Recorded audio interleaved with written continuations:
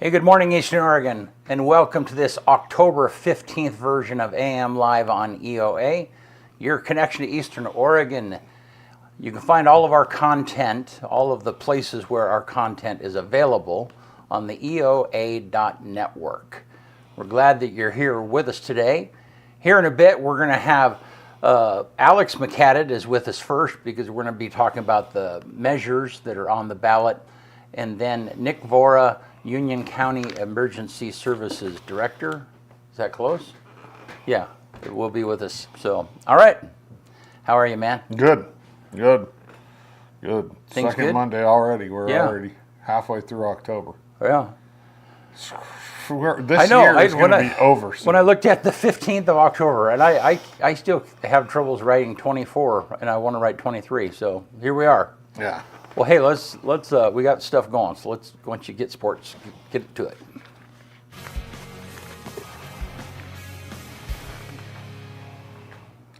And Sports Report brought to you by Northwest Furniture and Mattress. The Flex Steel Zofa combines cutting-edge technology with supreme comfort.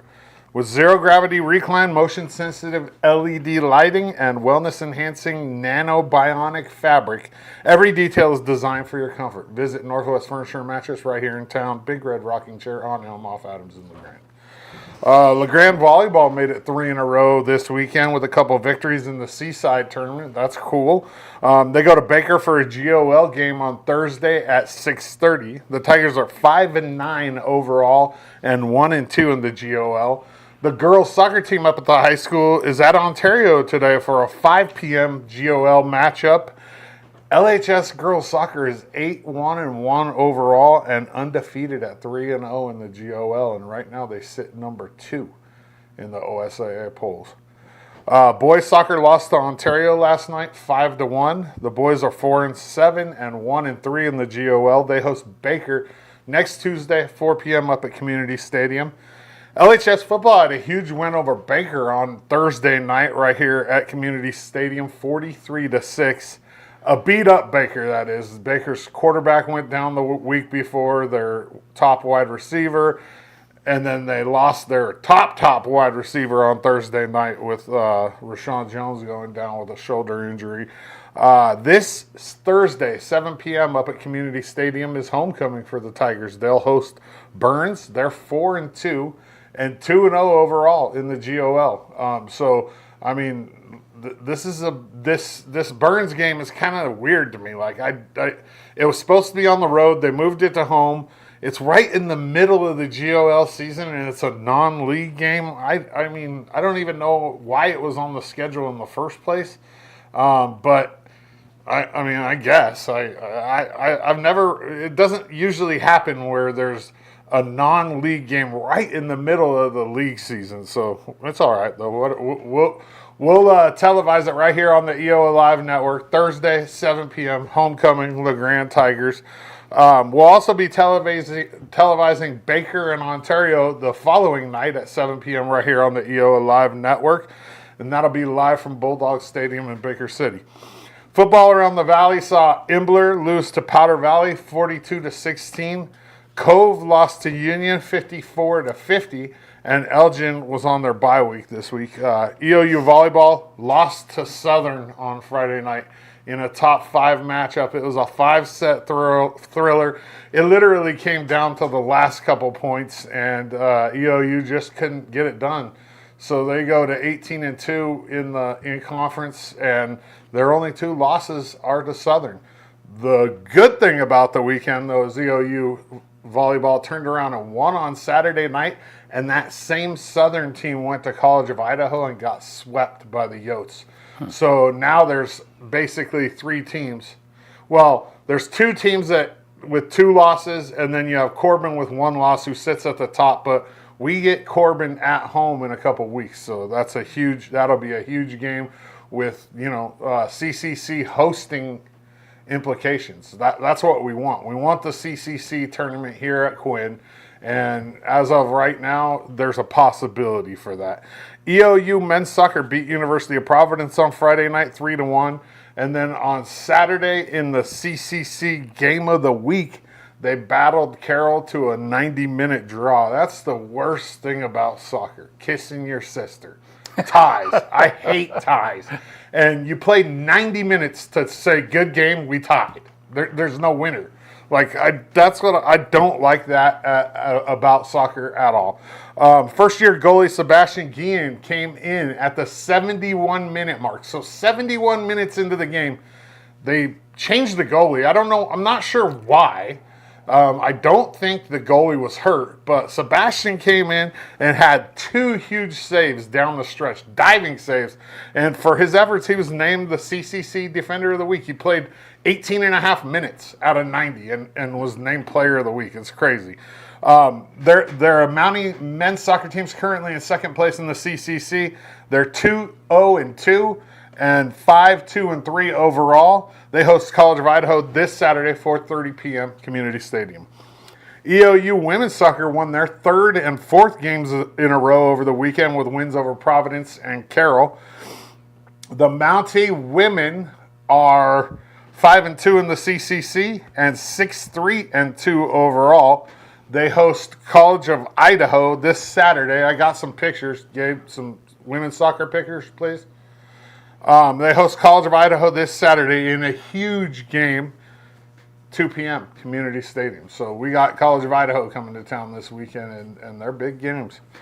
EOU football made it 3 Frontier Conference wins in a row with a huge 28-21 homecoming win over MSU Northern. LHS grad Brody Mack had his first 100-yard rushing game as a Mountie. What a good day to do it. He ran 21 times for 113 yards and 2 touchdowns. The Mounties came back from a halftime deficit. I was worried at halftime, man. I was thinking, we cannot lose to these guys at homecoming. They came back after halftime with a game plan and executed it and ended up getting the win. The Mounties are 3-3 overall, 3-1 in the Frontier, which is, it's right about kind of where I figured we would be at this point in the season. The rest of the season is tough for this Mountie football team, and I'm just hoping we can find a way to get a couple more wins out of this season. They travel to Helena this Saturday to take on Carroll College at 1 p.m. Mountain Standard Time. It was a great weekend of sports for me, other than a loss to SOU in volleyball. Oregon beat Ohio State. EOU football won. EOU women's soccer won 2. Men's soccer won 1 and tied 1.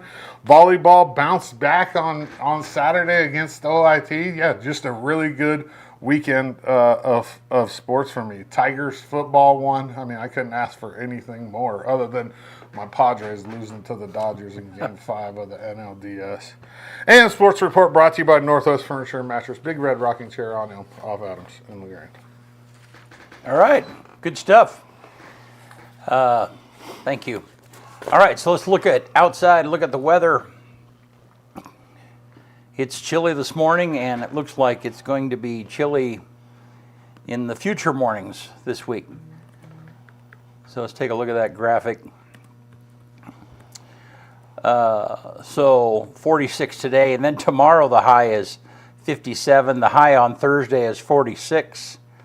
So, yeah. Might have a rainy football game on Thursday up at Community Stadium. Yeah, yep. And then, so it's going to be cool and rainy. So Wednesday, I'm just thrilled Wednesday about and Thursday. Yep. All righty. Well, cool. Thank you. All right. Hey, so Alex, how are you, man? Oh, I am just loving this fall weather. Are you? Well, I'm glad you're here with us, and thank you. You've taken a look at the measures for us. Oh yeah. And the ballot measures, and let's pull up the screen, and let's just take a look at just go through them here, Gabe. All righty. So Yeah. First of all, the ballot measure 115. Tell us about that. So we've got 5 statewide ballot measures this year. Okay. The first one, Measure 115, is about allowing the legislature to impeach and remove a statewide elected official from office. Oregon is one of the only states that doesn't give the legislature the power to remove somebody like the governor for misconduct or breaking a law. We have the recall, and that's what people have kind of justified for so long, is that, well, you can recall the governor if they do something wrong. But if you put in a situation like this, in the last 10 years, we've had 2 statewide elected officials resign because of serious corruption scandals. And if they hadn't been pressured, if they had survived pressure to resign, the only recourse would have been a recall, which would have taken several months. Meanwhile, you have somebody who's grifting and doing things for their personal benefit in office for months without anybody checking them. So the idea is to give the legislature the power to move swiftly. If, for example, the governor is arrested for aggravated assault, hopefully that never happens. The idea would be give the legislature the power to get that person out of office immediately. Doesn't a recall cost a lot of money, too? It does. A lot of And resources? you need hundreds of thousands of dollars to get the signatures collected just to get it on the ballot, and then you have to go out and pitch to voters by buying campaign So ads. this changes it to where the legislator can Yeah, basically just... this gives the legislature the power in addition to the recall. The recall would still be there. Oh, so Okay. it's a yes. I mean, it's a no-brainer in my Yeah. eyes. Okay, Yep. good. All right. So 116. All right, Measure 116. Oregon has some of the most poorly paid political officials in the whole United States. Our governor is the 47th lowest paid in the country, and our state legislators make $35,000 a year. So our legislature is usually either people who are independently wealthy or retired, or they work for unions who let them take 5 months off every other year to write pro-union laws in the legislature. So that doesn't really leave a legislature that's really representative of the population.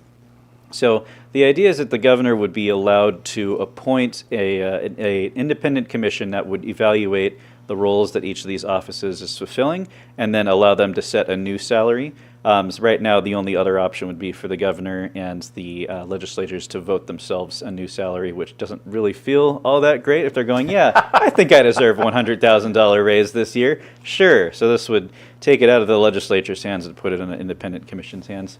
Pros and cons. All right, so we had a Secretary of State resign last year because her $77,000 a year salary wasn't covering her basic life expenses living in Portland, so she was making $10,000 a month on the side consulting for a marijuana company that she was I also remember supposed that. to audit. Yeah. And that was an issue, is that we can't really recruit people who are effective if there's not a salary to go along with that position they have. So the pro ultimately is that you're going to open up the possibility of service in the legislature to way more people other than the current small pool of the independently wealthy and retirees. Okay. Okay. All right. Measure 117. Ranked choice voting. Okay, this is one that I actually enjoy because I'm a nerd and I like it. The idea is that you would be able to get a set of candidates and rank them, which ones you like the best and which ones you like the least. It very rarely does a politician for statewide and even congressional office in Oregon get over 50% of the vote in the general election. Usually we just give the office to whoever wins the most votes, not whoever wins a majority of the vote. And the idea would be that instead of having a second runoff election to get the top two to a majority, you give people the ability to rank their candidates right before then. So instead of having a second election, they count whoever gets the most votes, and then whoever gets the second most votes, they'll start adding those. If nobody gets a majority, they'll start adding the votes for the next tiers of people up until somebody gets a majority of the vote. So does it eliminate primaries then? No. Okay, so don't primaries doesn't primaries normally eliminate it down to 2 candidates? Well, in a lot of our local elections, that happens. Like Yeah. county commissioner, we had 9 people run, and Right. nobody got the majority, so we narrowed it down to 2. This is for the fall general elections when there's a Republican, there's a Democrat, there's a Libertarian, a Green, a Working, an Okay. Independent, all Right. that. Okay. So there's usually So when you have more than 2 parties that have a candidate and they're all running against each other. Yeah. Like in the last governor election. yes. Okay. So, but like the county clerks, and I remember Robin talked to me about this a while. Robin Church. I always know. Is that right? I always Yeah, mess up her Robin last Church. name. Yeah. Yeah. And at this point, most of the municipalities don't even have a way of doing ranked choice voting, and so there's a cost to this. Do you know that? So, pardon me, it's kind of there are different elements to this. This bill specifically would affect, it would require the statewide offices in Congress to be elected via ranked choice voting, not cities and Okay. counties. So Okay. cities and counties could do it if they want to, but they are not required to. Okay, and so, and somebody said the other day that had ranked choice voting been a part of the last governor election, then Betsy would have been, their felt was that. No, Christine Drazan would have floored it. She Okay. would have been the governor nominee, no questions asked. Okay, all right, well, let's go on, Measure 118. So what is it, yeah, go ahead. Oh yeah, Measure 118. Okay, so if you like taxes, here's some taxes on your taxes while we tax you on your taxes. Oh, God. Yeah. The idea is that every company that makes more than $25 million a year, there would be, in addition to all the taxes they already pay, there would be a 3% gross receipts taxes on that 25 million plus. And the idea is that it would be gathered up, and then every month the state would then send a $750 check to everybody in Oregon. Okay. Every month? Every month. Oh, what? Yeah, so it would be at the cost of everything becoming really expensive. Cost of living and inflation in the United States is really bad everywhere right now, but it's a lot worse in Oregon because of our big gross receipts taxes. So this is taking a problem that's already killing us and just like driving the final nail in our coffin economically. So how does something like that even get on the ballot? I mean, who is behind that kind of stuff? I mean, any number of groups will go out there and go, you know what, the rich need to pay their fair share. And they'll go on the street and go, hey, do you think we should tax corporations to give you free money every month? And people go, yeah, sure. And that's kind of the end of the conversation. Okay. They're not having substantive debates on the street. People just stand on corners in Eugene with a flyer and says, hey, you want to sign this for free money a month? Yeah, absolutely. And that's kind of the end of it. Okay. All right. And then Measure 119. Yeah, if you like unions and weed, this is your thing. This is a ballot measure to require all dispensaries in Oregon to be unionized in order to get a license to operate. So, yeah, like I said, if those are your two big issues, everyone should be unionized. Weed is great. But how is Not that? just dispensaries, though. Yeah, the farmers as farms well. the Yeah. farmers But as how well. is that? Why would somebody who was in the weed business be pro Measure 119? I mean, what is the advantage? No. for them? If you like weed, not saying if you like selling it. If you Well- like selling it, you probably don't want to do this. I was going to say, I don't know. right, how- but again, for the person who likes weed, how does that benefit them for the weed for this to be unionized? I don't understand. Well, it benefits the unions. I mean, so the Probably unions benefits the workers, I would imagine. Well, yeah, collective bargaining agreements are great for laborers. I like them. And you look at the way this started. There was an attempt to get this done as a law in the 2023 session, and the committee chair from Eugene, who was there, killed it, and he was recalled by the unions. They tried to recall him because they didn't like that he killed their bill to get those dispensaries unionized. So because they couldn't get that and because they couldn't recall him over it, they decided to put it on the ballot statewide. Can areas like towns or counties that have opted out of weed, you know how Union County we opted out, do they get to vote on this? Yeah. Oh, I don't think we should. I don't think they should get to vote on things. If you opt out, you're out.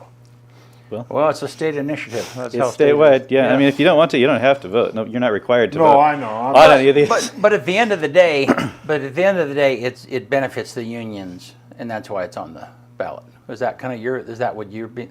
Yeah. Yeah, More okay. or less. All righty, that's all of them, right? Yeah. Like Okay. I said, the last one is a very odd one. Like it's very hyper specific and doesn't really warrant this type of statewide conversation. But they got on the ballot, so. Yeah. All right. Whatever Well, you hey, want. give us a pitch to vote before we quit. Yes, please vote. Golly. Oregon is one of the highest voting states in America in terms of just the percentage of population of votes. So keep up doing that. I don't know, shameless plug, please vote yes on the new LeGrand City Charter amendments and the new Elgin City Charter. I think those are both pretty good. So Yeah. All right. go, vote. Vote. All right. Hey, thank you guys. We will be right back with Nick Vora.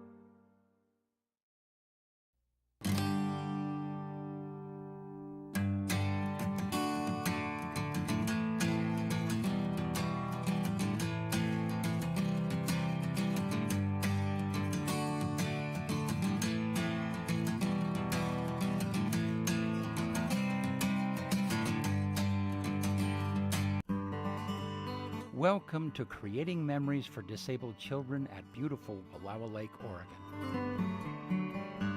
Over the years, we have offered families of children with disabilities a free vacation at our beautiful camp properties. These getaways are a respite for families who often deal with an increased amount of emotional stress, financial hardships, and isolation. At Creating Memories, these families are able to relax in the knowledge that their child is loved and that their efforts are seen. Since 2018, we have completed a cabin renovation every 2 years, continually increasing our capacity to serve. We have fully renovated 3 cabins to become fully accessible lodging for families, including full kitchens and wheelchair-accessible bathrooms.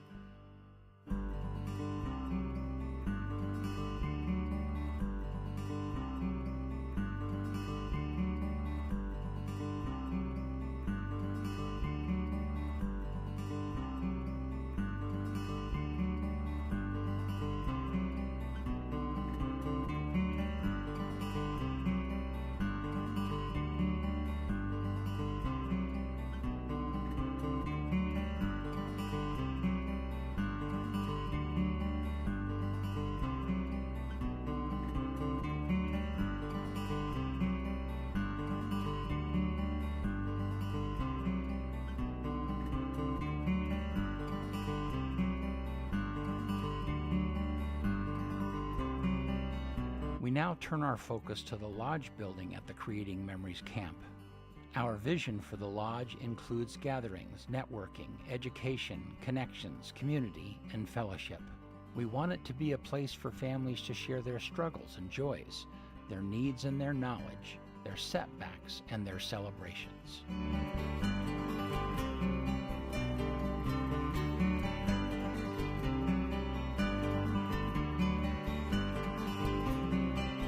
We are creating memories for disabled children, and our mission is to do just that.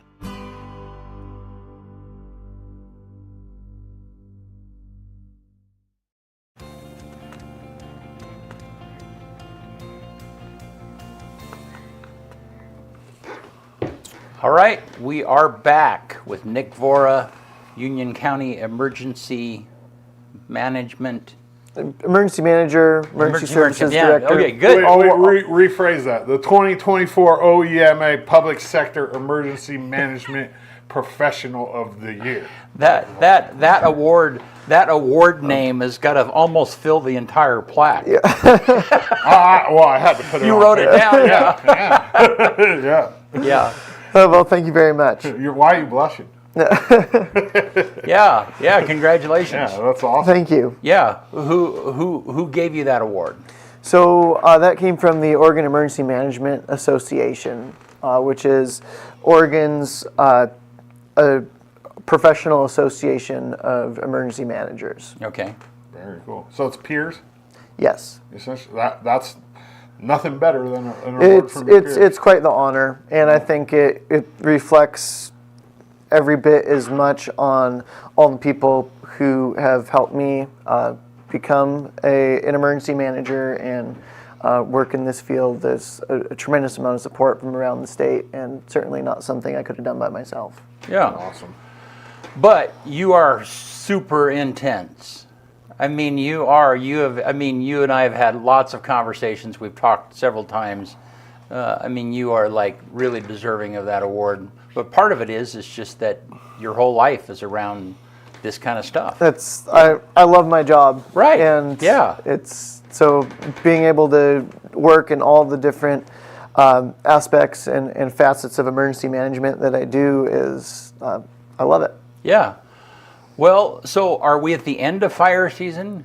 It looks like Wednesday or Thursday at least. I think Okay. we can probably, the weather looks like with the rain and everything. Yeah, okay. It's been really, really surprising how we've seen the really dry conditions continue, and have seen fires that were burning in August, so burning now. It's incredible. But fire season, from the county's perspective, administratively, it ended on October 2nd. Okay.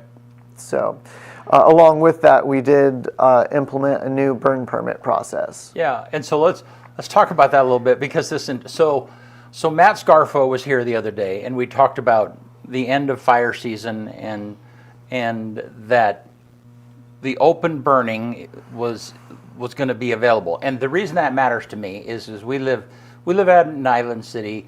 We have an acre. 2/3 of that is vacant. It's just field, and so then we accumulate our leaves and branches and so on and so forth. Okay, so. But very seldom do I ever burn the burn pile that it's not wet. Okay, so then it never burns. All right, and so then I was like, when Matt said that the other day, it's like, oh, this would be. But the one thing Matt said was, the things are really dry, and you have to be really cautious and careful. Okay, and so then last Saturday I had a minute, and that was dry still, so I was anxious to get that going. And so, and then and I'm sorry for I had your number and I called you directly because I knew that you would have the answers and so on and so forth.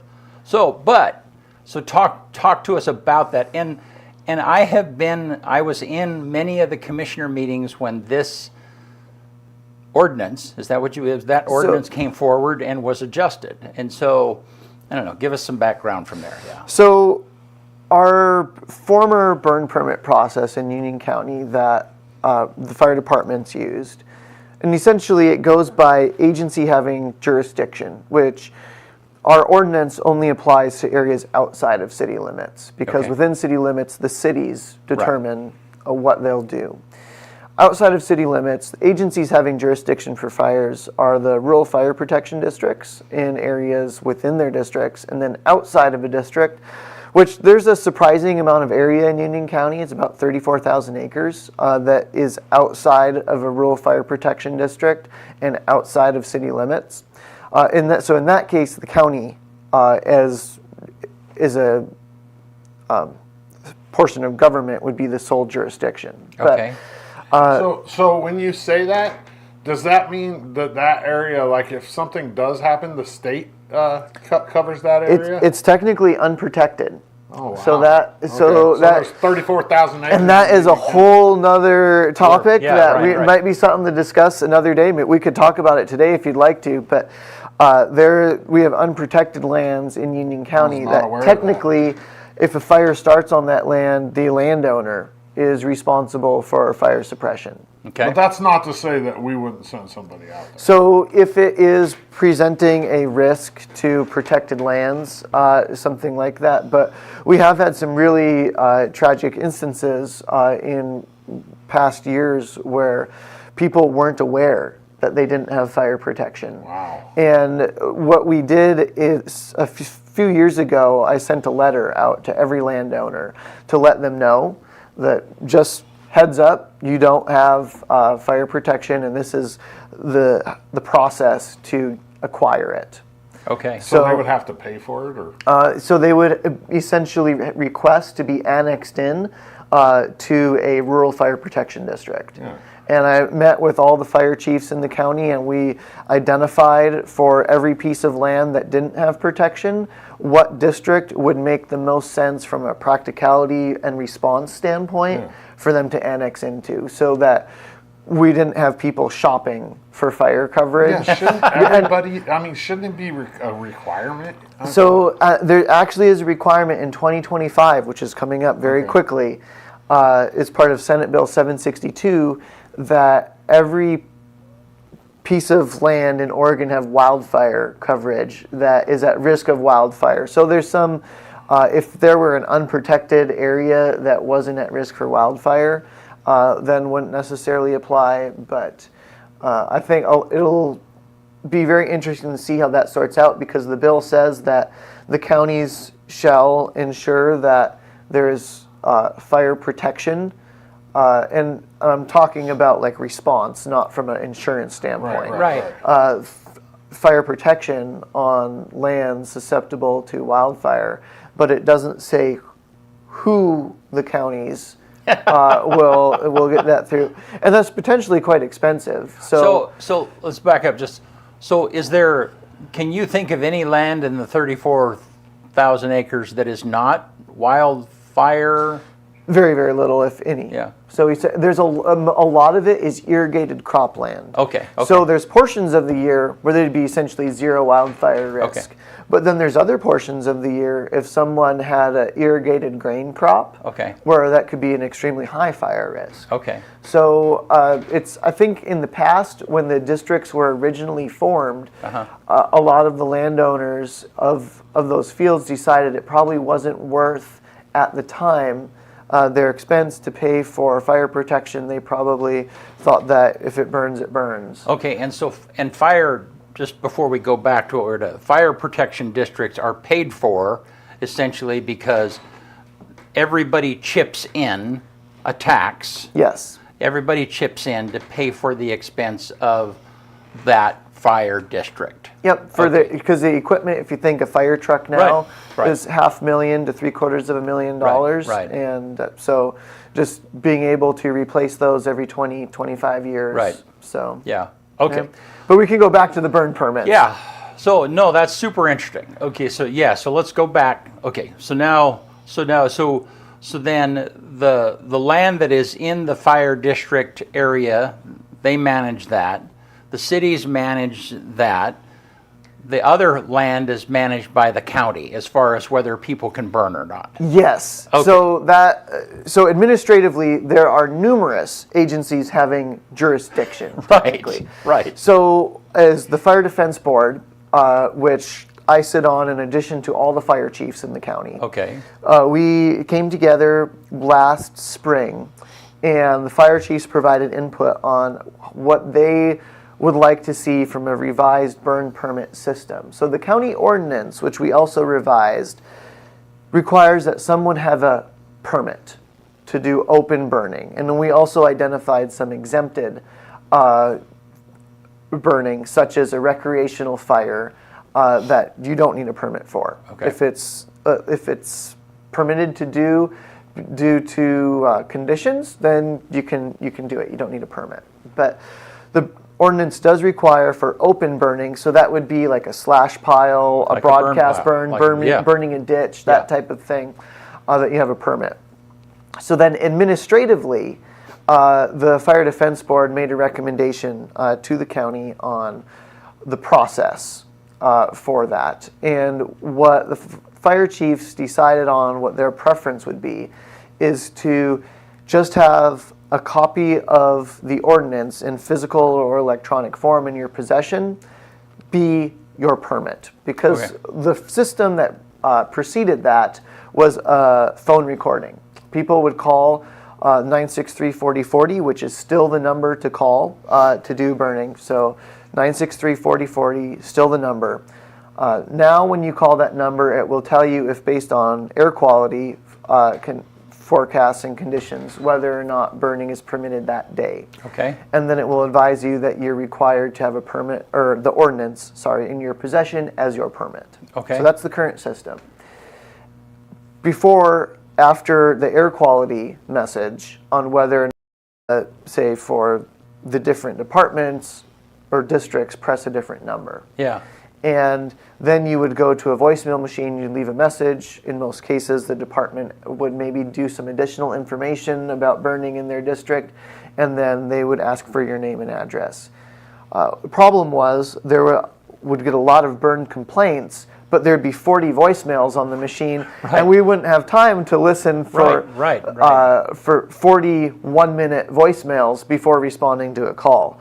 So what we found is the system, due to the amount of people who were burning and thankfully using the system, that it wasn't as effective as it was in the past. Right. So now with the system, we'll still respond to the calls as we were, but it's much easier for us to determine if someone's in compliance. It's, do you have a copy of the ordinance? Yes. And it's a burn day? Good to go, as long as they're doing it safely. Right. And we don't have to have someone go to the station and click through 40 voicemails to try and find the one to see if they're burning in accordance with the rules. So that was kind of due to the amount of burn complaints that departments were receiving, 2 911, This was a way that the fire chiefs hoped to simplify the process and also reduce the chances of somebody saying, well, I didn't know. It's, Right. well, if you're required to have the ordinance, it's much more difficult to say, oh, I didn't know that I couldn't do that. Or I didn't know I couldn't burn tires and shingles Right, in my right. recreational fire. Right. And some of that stuff's common sense. It's though. common sense, but you would be surprised. Oh, I know. Or, I know. I didn't know because- that I couldn't burn an RV in my yard. Right. Well, but and yeah, and this is so. Let's just go real quick. Let's go through. So when you do a burn, it's supposed to like the kind of burn that I'm talking. We're not talking about burn barrels. We're not talking about a fire ring in your backyard. We're talking about like you have a pile of stuff, okay?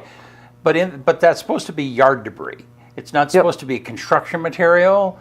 Right? It's not Yes, supposed to and be so- not supposed to be tires. It's not supposed to be garage sale stuff that you didn't sell, right? Yeah. So yes, and that is not so much a county rule as it is a state law. yeah. Okay. And so Oregon Department of Environmental Quality prohibits burning of the things you mentioned: construction debris, tires, asphalt shingles, Garbage, plastic. Yeah. So basically, things that produce a toxic and offensive smell. Okay. For the most part. And so that's state regulations. So we aligned our county ordinance to be in alignment with state laws, Okay. to be less confusing to Right. people. Because it's like, well, the county allows it. Why is the state Right, giving right. me a fine? Right. So now, if someone reads the ordinance, it substantially mirrors state law, so that hopefully to keep people out of trouble, that if they just look at the county ordinance, it would inform them substantially on what they can and cannot burn. Yeah. And then the other requirements is that you've got to be in attendance of the fire the entire time. Yes. You've got to have a water source. Is that right? I can't remember. Yeah. Yes. And also a shovel, right? I mean, I don't. Yes, Remind me it's- of the specifics. of And that. Yeah. so have a firefighting tool Right. available, have a source of water, and have a responsible person Yeah. in charge. So leaving a 3-year-old or leaving a 2-year-old in a cradle watching the fire while you go in the house, that's not being Yeah. responsible on many levels. So having an adult who's able to watch the fire and really if something were to go wrong, able to report, Right. I need help Right. here. Yeah, and so to simplify it, so they call the number, and the number says yes, it's a burn day, or not, it's a burn day. Correct. Period. Okay, and then from there, they have to have in their possession either an electronic or a physical copy of the ordinance, and they're good to go. And normally the message tells them, yes, you can burn in the afternoon. Yes, we have it split morning and afternoon. Okay. And the reason for that is in Union County, specifically the Grand Ronde Valley, even though it might appear to be a beautiful day outside, our smoke dispersion is often not as good in the morning as it is in the afternoon when we have more atmospheric mixing and the smoke goes up and away rather than kind of plateaus and spreads out across the valley, as it often would early in the morning before, if there's a light inversion before that lifts. Right. So that's the reason for that, because if we were to just do by the day, we'd have to go with the lowest common denominator, which we would end up with a lot of no burn days. Right. And so by doing that in the afternoon, it's slightly more inconvenient, but at least it allows people to do something that day. Yeah, yeah, and it's funny because when I was a kid, and I was hunting with my dad, and we would have a fire. If the smoke was low to the ground, you knew there was a high pressure system, and then there was a likelihood of a storm coming in. So then what?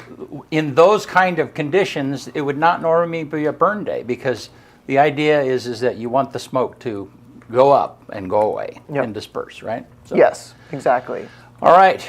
Well, okay, good. We've thoroughly baked that thing, I hope. So, yeah. And and if people have any questions, they can call the county, and we'd be happy to have a conversation with them. But 963-4040 is the number to call. Yeah. And that's a 541 number. And then they'll just follow the recording from there. So just briefly, I mean, we have an air quality station. People have no idea how much information is available to you guys based on whether it's a burn day. I mean, I think that's a little bit interesting. Go into that a little bit, will you? There's a variety of factors that go into what makes the recording a burn day or not. Okay. So we look at existing air quality, the air quality index, so the PM 2.5. And then in addition to that, we also are looking at the forecast. And it's substantially driven by the forecast. So we've worked with the National Weather Service in Pendleton to identify what forecast elements are most useful and relevant to us in the Grand Ronde Valley to predict for a given day whether or not burning would be appropriate. So it is a forecast that substantially drives that we pull every morning from the Weather Service. So and the point of that is to reduce air quality impacts on the citizens of Union County, while also allowing people to burn. There are areas like City of LeGrand is designated as a smoke sensitive receptor area. So it is actively monitored by DEQ for air quality impacts. And we work with DEQ to have a system like this in place to minimize the amount of external regulation that's imposed on Union County and to self-govern our burning. In the absence of having our own air quality program and regulations, if we were to have consistently poor air quality, if it was a free-for-all and people burning wet piles of leaves on inversion days, then we could potentially see ourselves being subject to additional regulations. Got it. Okay. So, and then one more question before we go on. So, in the middle of the fire season, and I remember this happening this last summer, there was a farmer that was burning a field, I presume, because it was like, I mean, there was a ton of smoke out in the valley, and the first reaction was, holy smoke, literally. What's going on? Yeah. What's going on? Yeah. So talk about, I mean, is there ever a danger of those things out of control, and how is that regulated? How does that happen? So Union County has an ordinance, I believe it's 2002-4, I may be wrong, but around 2000, the early 2000s, Union County passed an ordinance that is specific to the agricultural field burning program. So our open burning ordinance that we have just been discussing specifically does not apply to regulated agricultural field burning because we don't want to have two county ordinances either be a duplicate or in conflict with each other. Okay. So there's another ordinance that regulates the agricultural field burning. So there is a smoke management center this summer, as in past summers, housed at the Imbler fire station. So there is a burn program manager there that follows regulations from DEQ, as well as a plan that is put together by the Union County seed growers and approved by the county. And that plan that they have put together and is implemented by the program manager essentially is what determines when farmers can and cannot burn their fields. They coordinate that with the smoke management coordinator there. And that person is just working with agricultural burns, not recreational stuff. So, and the purpose of that burning is from an agricultural pest management standpoint. And to answer your question more directly about how, have we had problems?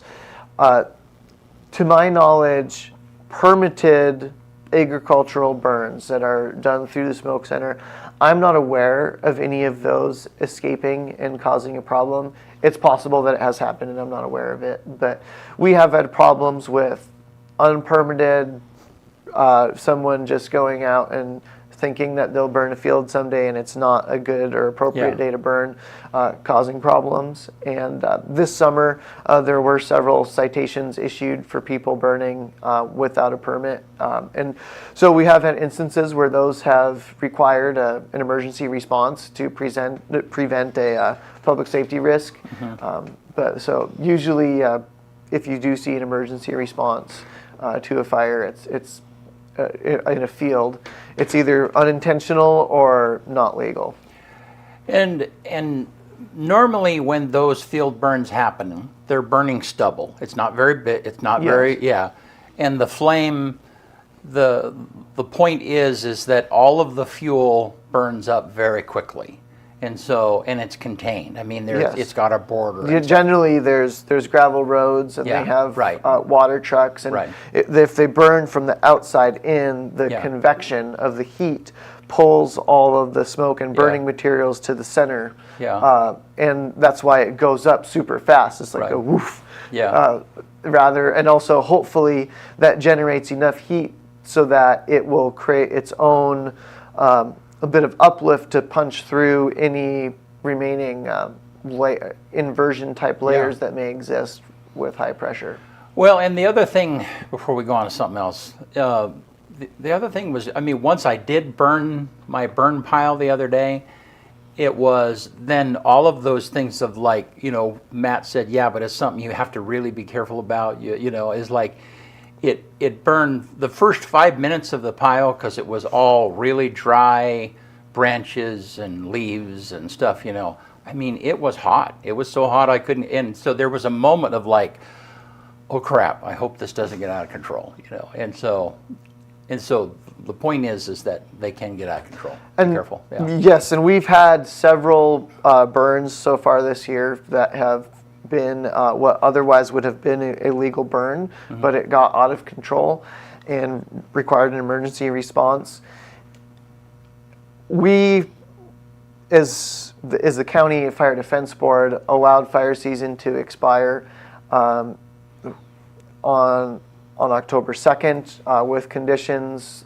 They were still dry, but not necessarily critical. We're in moderate fire danger in most areas. So that doesn't exempt people from common sense. And it's unfortunate that we have to say that, but we wanted to give people the freedom to make good decisions. And substantially, 98% of the people out there, 99, have made good, responsible decisions with fire. And there'll always be people that, even whether it's legal or not, can lead to problems. But it was important to the Fire Defense Board, as well as the county, that we're in that time of year where conditions can turn and be really cool and wet quickly. And if people have a lot of things that need to be burned, we didn't want to have them generating a lot of smoke in February trying to burn a wet pile. So give them the freedom to make good decisions. Thank you. So winter's coming. It's cooling down. Are you changing your rescue gear? And I mean, Yes. So tracks going on wheeled machines. As far as search and rescue goes, typically we wait for at least the forecast or impending snow in the mountains to make those switchovers. And then definitely we're running into the season of cars stuck in the snow, and that is an issue that we have every year. People will go up for a drive and get stuck, and then call 911 or call a family member, which can be more problematic because then we don't know exactly where they are, and we're getting a third-party report. So definitely really important for people to be prepared, tell someone where they're going, take supplies with them.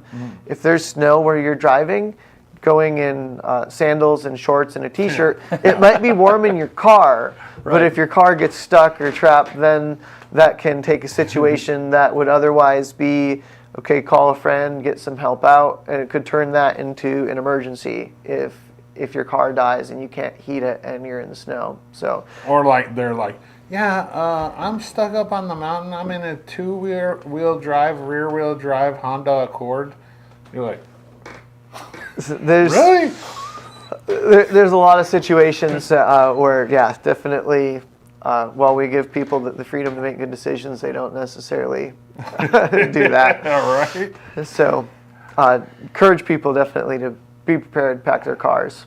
Common sense is So briefly, if someone talk about it, like, so let's say they're, they want to send a pin, or they want to, but you can't, because it's difficult to send an Apple, the Apple and Android thing and sending information back and forth.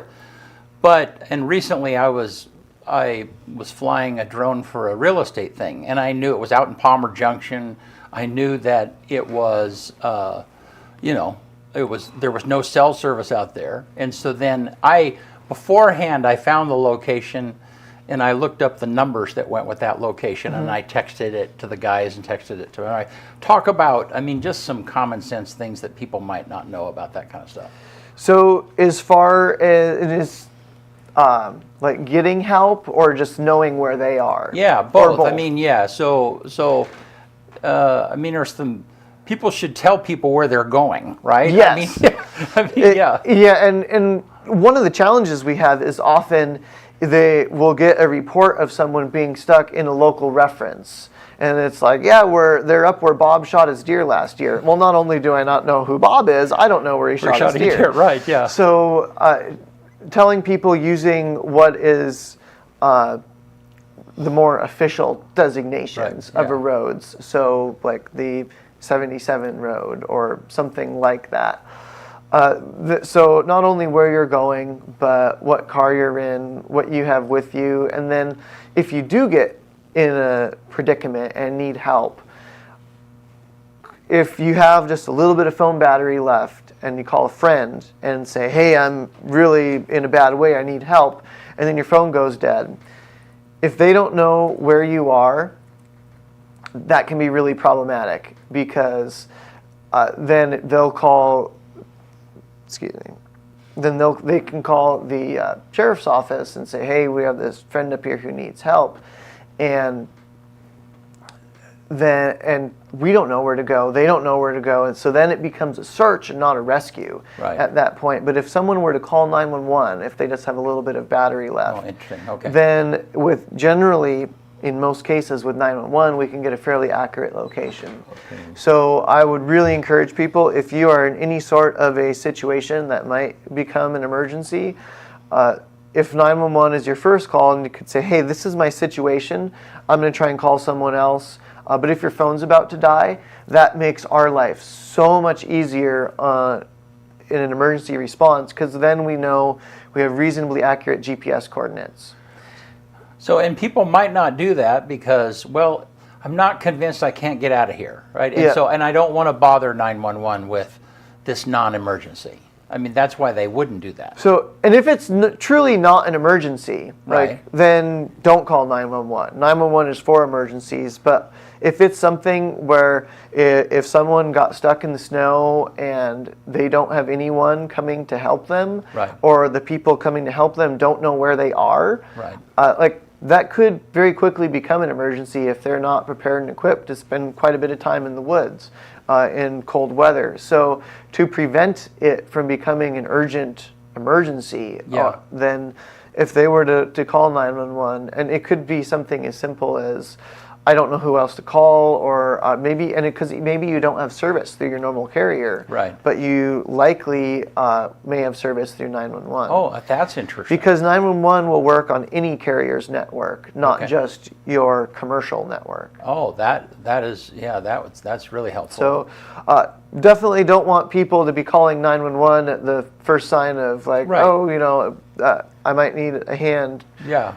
If it's something simple, call a friend.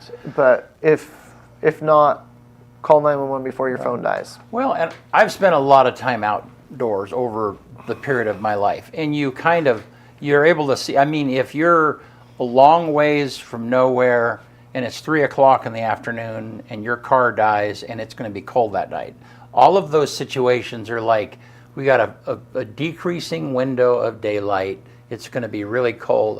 Those are some of the things that should trigger. It's like, this is more serious than it happening at 10 o'clock in the morning, you know. Yes, Yeah. and it also makes it much more difficult for us Right, to try yeah. and get to someone. Or in some cases, we'll get a call. Can you try and communicate with this person to come get me? Yeah. And if they don't know necessarily where they are, if that call were to come in through a 911 line, then we'd be able to tell someone, hey, this is where this person's at. So I don't want to certainly encourage abuse or of 911, but if someone is in a potentially emergent situation, definitely make that call before your phone dies, rather than calling all your friends and family in other states. And also carry a phone charger with Yeah. you now that we have phone service in so many places, and especially with certain brands of phones having satellite ability for SOS. Yeah. If you have the ability to charge your phone in a lot of cases, we can help you, we can find you sooner if you have a charged phone and communicate with you, rather than if you go out and your phone's at 20%, you Yeah. decide to go for a drive, go snow wheeling, that's not a good decision. So some phones now have satellite SOS. I wasn't aware. Yes, so I am only aware of it with Apple phones. Okay. So the Apple iPhone 14s and newer have satellite SOS. So if you don't have cell phone service, you can, with the phone, if you have a view to the sky, you can, in many cases, activate an SOS. It works very similar to like a Garmin InReach or a Zoleo or a Yeah. lot of those other satellite communicator devices. It goes to an Apple call center where they receive the information. And the phone, rather than it being initially like a text message to save data, it asks you questions. And is this a law enforcement, fire, medical emergency? And when you go through the series of questions, then it can send that just as a burst of code that, rather than having your custom message, it will know based on that code, okay, this is where they are and this is the type of assistance they need. And then after you do that, then it will open the opportunity to exchange text message. Oh, interesting. And certain call centers, if they have text to 911 capability, could directly do that, have that communication with the caller, or if they don't have text to 911 yet, would be able to just do that through the Apple call center. So it works very similar. There is one Android phone that has it. Oh, really? The Pixel 9. Awesome. The new Pixel that just came out and dropped SOS satellite. So do we have text to 911 yet? So not yet here. It will be coming everywhere at some point, Okay. And sooner than later probably. But in Oregon, not all of the 911 centers currently have text to 911. All right. Okay. Well, hey, anything else before we quit you want to highlight for us? Nothing comes to mind if you have questions. Yeah. No, thank you, Nick. It's interesting every time. You and I could spend, and we have spent a lot of time talking tech and rescue and emergency, and yeah, thanks for what you're doing, and you are certainly deserving of the award you got. Well, thank you very much, and thanks for having me on the show. Yeah. It's great hanging out with you both. Yeah, you bet.